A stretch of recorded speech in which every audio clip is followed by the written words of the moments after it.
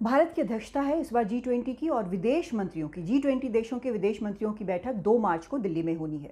इसमें काफ़ी अहम देश शामिल हैं, जैसे अमेरिका है, कनाडा है, यूके है, फ्रांस है। इसके अलावा भी कई देश हैं और अगर देखा जाए तो एक तरह से 85% विश्व का जो GDP है इन G20 देशों के पास है।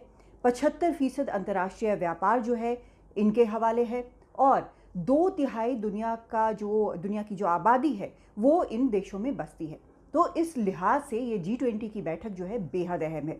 अलग अलग शहरों में भारत के ये बैठकें हो रही हैं लगातार, लेकिन दिल्ली में विदेश मंत्रियों की G20 के देशों की विदेश मंत्रियों की बैठक हो रही है। कुछ स्पेशल इन्वाइटीज़ भी हैं इसमें।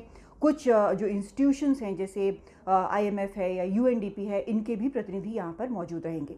भारत का उद्देश्य इन बैठकों से या G20 की पूरी अध्यक्षता से ये है कि एक सबका समावेशी जो विकास है, आर्थिक विकास और क्लाइमेट चेंज के बारे में कुछ हल निकालना या फिर खाद्य सुरक्षा को लेकर आगे का रोड मैप बनाना, इन सब चीज़ों पर चर्चा हो और एक रोड मैप, एक हल निकल कर सामने आए। और ख़ास करके विदेश मंत्रियों की बैठक इस मायने में बेहद ज़्यादा अहम है। एक और अहम बैठक हुई थी, वो हुई थी बेंगलुरु में वित्त मंत्रियों की, G20 के वित्त मंत्रियों की बैठक हुई थी। लेकिन सबसे बड़ी समस्या जो बेंगलुरु के बैठक के बाद देखने को मिली वो ये कि इस G20 के हिस्सा रूस और चीन भी हैं। अब इस समय रूस और यूक्रेन के युद्ध के कारण जो पूरे पश्चिमी देशों और रूस के बीच जो तनातनी चल रही है वो सबको पता है, लेकिन ये तनातनी जो है वो G20 के बैठकों में भी नज़र आ रही है, क्योंकि बेंगलुरु में वित्त मंत्रियों का जो जॉइंट स्टेटमेंट है, एक साझा बयान जो होता है, आमतौर पर कंसेंसस से होता है, उसमें 2 पॉइंट्स पर रूस और चीन की सहमति नहीं है।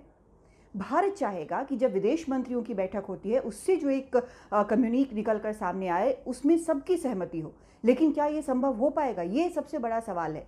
अमेरिका चीन जो है वो अलग तनाव के एक दौर से गुजर रहे हैं, काफ़ी बड़ा तनाव है, खासकर जासूसी बैलून को लेकर अभी इस वक्त तनाव बढ़ा हुआ है।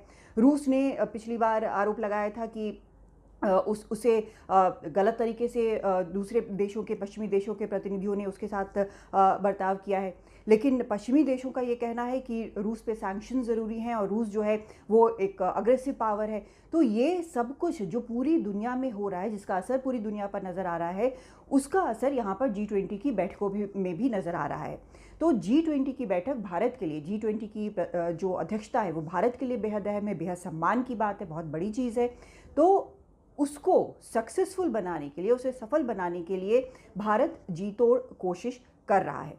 लेकिन जो विदेश मंत्रियों की बैठक है उसमें क्या एक उपलब्धि होगी, साझा बयान, या फिर जिस तरह से 2 पॉइंट्स पर या कुछ पॉइंट्स पर सहमति नहीं बनी थी वित्त मंत्रियों के बैठक में, क्या वही दोहराया जाएगा, ये सब देखने वाली बात होगी। लेकिन इसके अलावा भी जो G20 की बैठक है उसके अलावा भारत जो विदेश मंत्री आ रहे हैं उनके साथ भारत के विदेश मंत्रियों की भी कई द्विपक्षीय बैठकें होने की संभावना है। किनके साथ होगी ये जल्द ही साफ हो जाएगा।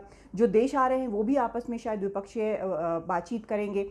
2 तारीख को जब ये बैठक खत्म होगी उसके बाद क्वाड देशों की भी एक बैठक होनी है जिसका भारत हिस्सा है।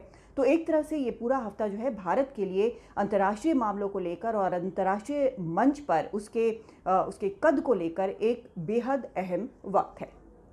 दिल्ली से कादम्बिनी शर्मा, NDTV इंडिया।